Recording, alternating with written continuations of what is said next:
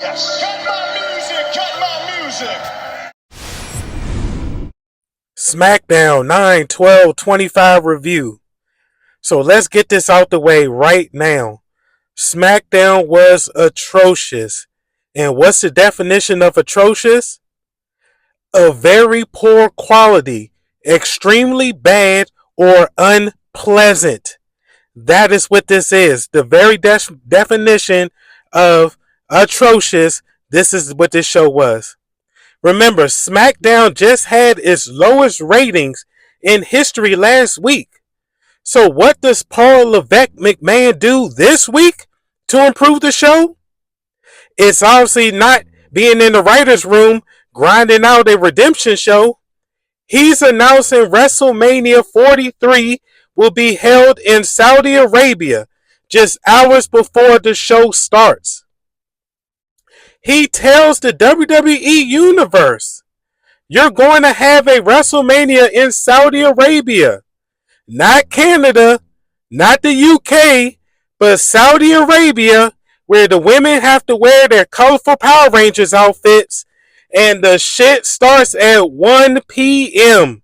during the day. There you go. Sounds like a good time to me. Just hours before SmackDown, which just last week had its lowest ratings in history. He's doing press conferences, and of course, with all the wrestlers standing behind him, Undertaker, Shawn Michaels, Bianca Belair, Seth Rollins, or even Nick Khan could have did this announcement.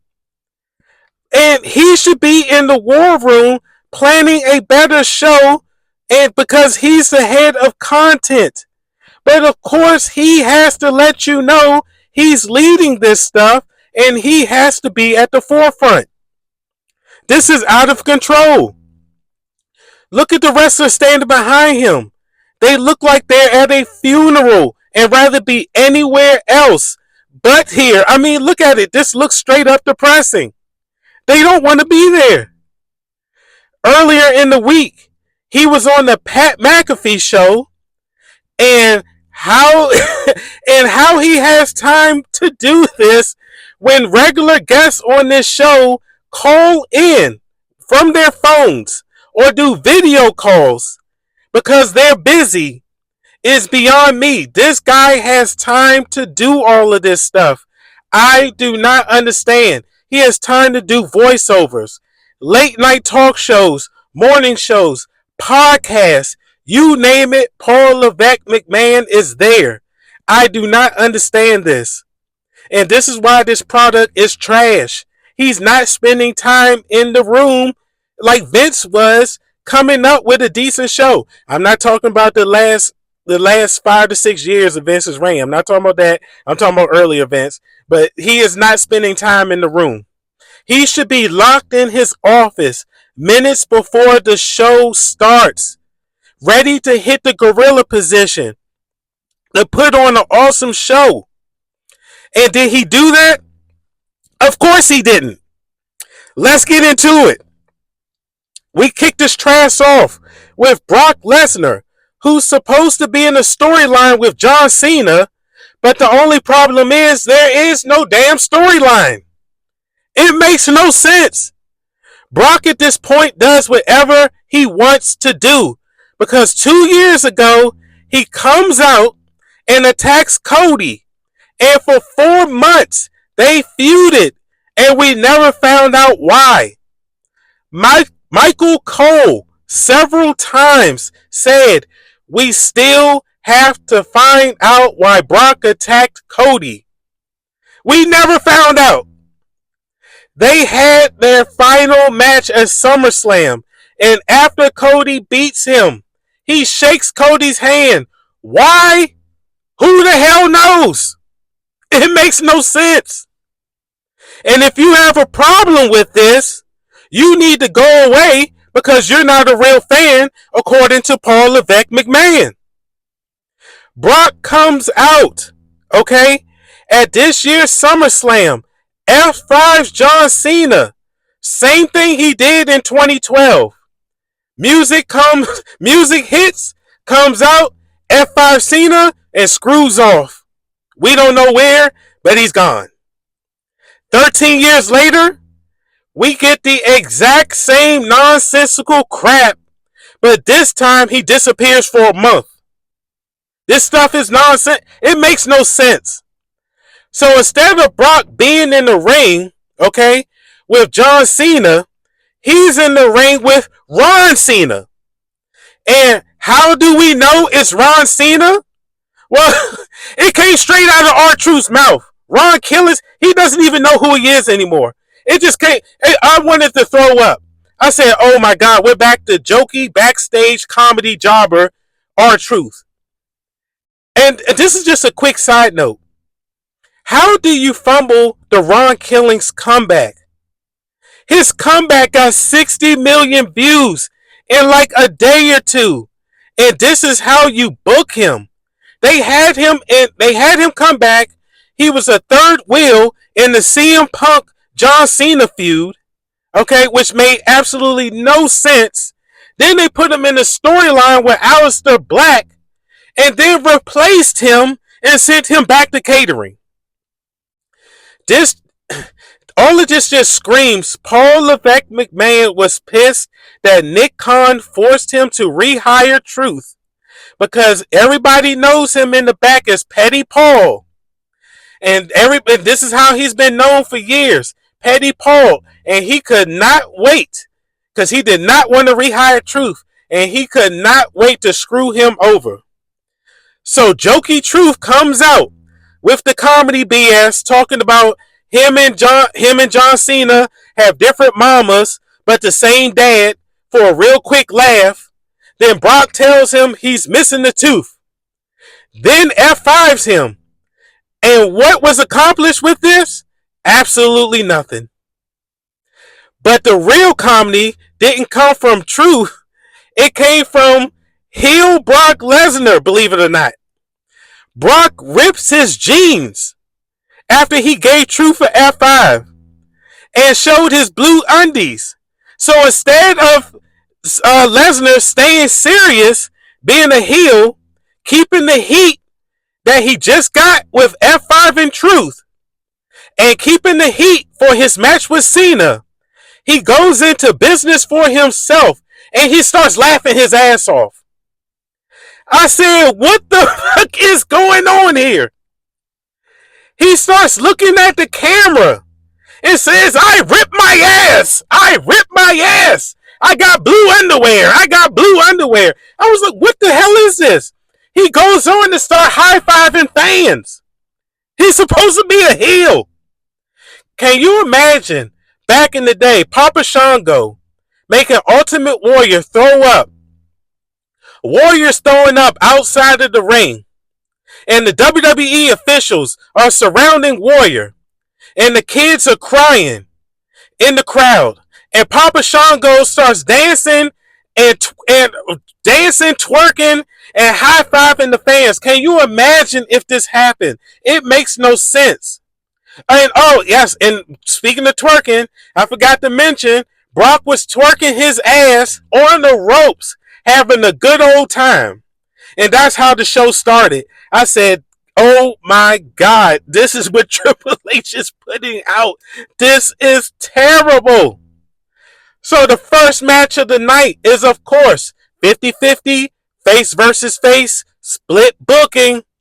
To split your crowd down the middle. Nobody truly gets over with this type of booking. So we got Sami Lame, who's looking like he just got cut from the John Deere factory, because he does not look impressive, does not look like a wrestler. He looks like he is an employee of the John Deere factory versus Ray Phoenix. Are you excited yet? God knows I am. This match was mid at best. This was another 3-minute match. And of course, this was not a 3-minute match. When I say this is a 3-minute match, what I'm trying to say is basically these matches are short matches that can be recapped in 3 minutes. There's nothing special about these matches. Sami beats Ray with a haluva kick for the 1-2-3. Last week they had Sami versus Cena, face versus face. This week they got him facing another face versus face match. So let's say we're pushing. So we're going to say we're pushing Sami while we split the crowd, and Sami will remain irrelevant. And don't forget, Sami just got booed last week. Nobody cares about Sami getting a world title because people don't even care about his current title. This stuff is nonsensical. This is awful. It makes no sense. Next up, we got the Jobber 6. They cut a vignette. Nobody cares. Next. So next up, to continue this shit show, we got B-Fab versus Julia, which the crowd went dead. Nobody cares about B-Fab or Julia. Julia and James, okay, they jump B-Fab. And here comes Meechin, okay? Meechin comes out for the save with the kendo stick. This match never even started. I forgot to mention that. This match never started. Meechin comes out with the save with the kendo stick. The crowd really went dead after this. I said, oh my God. This is why you can, nobody cares about any of these girls in here. They are the female versions of Sami Zayn because the booking makes you not care about them. Okay? And I know I'm being sarcastic a lot of times when I say these matches are 3 minutes, but this seriously lasted all but 60 minutes. This was terrible. So next up, we got Jade versus Tiffany for the Women's Championship. And yes, even though this was another silly face versus face matchup, this was actually the best match of the night that ended in a double countout. But it doesn't matter because once again, you split your crowd. 50-50 booking is dumb. Nobody gets over. None of your faces get over. It's stupid. After the match, Nia comes out and packs both Jade and Tiffany up. Gives a weak ass annihilator to Tiffany, and then that's how we end that. I said, oh my God. So finally, this shit show is over. Okay? We got the main event. We got Drew McIntyre versus Randy. Okay? Average match at best. I've seen better. Randy is out here. Randy gets packed up with the Claymore, which actually made Randy bleed, which was kind of cool. Drew gets the 1-2-3, but of course, you couldn't have Drew go over cleanly. There had to be some type of shenanigans, and the shenanigans comes from the ref. The ref stops Randy from doing a punt kick, which I didn't know the ref could do. But this is Smackdown. So asking for something that makes sense, it's like asking a billionaire for $1 billion. It ain't happening. This was dumb. Why is the ref stopping this? Once again, because you can't make Randy look bad. You can't, and then once again, you can't really put Drew over. This is face versus face. Drew is a heel. But after the match, Drew is about to beat up Randy. But somewhere, here comes Cody. Cody returns. Cody hits the nicest Cody cutter I've ever seen. But it still couldn't save this show. This show was awful. Okay, but I got to give that Cody cutter some props. But then, Cody goes on to cut a generic You, Me, WrestlePalooza promo. I said, oh my God, could you not cut this? Well, you have no personality cutting this. This was terrible. It's like nobody, it's like the crowd didn't even care.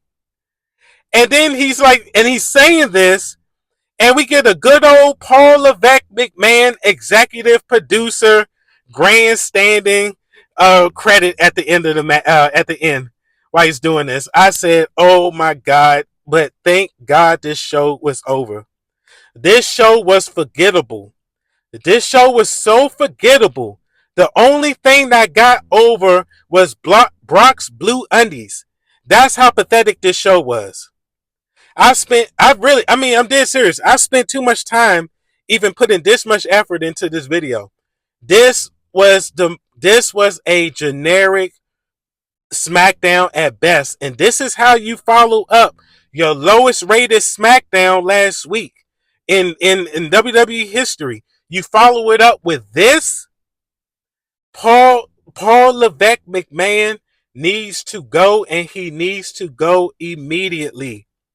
He is more concerned with profits, and so is TKO, and he's more concerned with showing up to podcasts, being on morning talk shows, being on Pat McAfee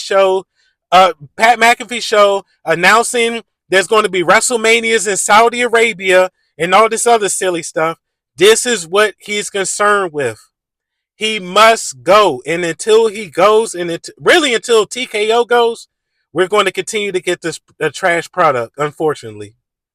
So this is what we got for SmackDown, and this is a SmackDown review. So hopefully I saved some of you. I had to go through this torture, so some of you who don't watch the show and who come here to see what happened on it, I'm telling you, this is not worth watching.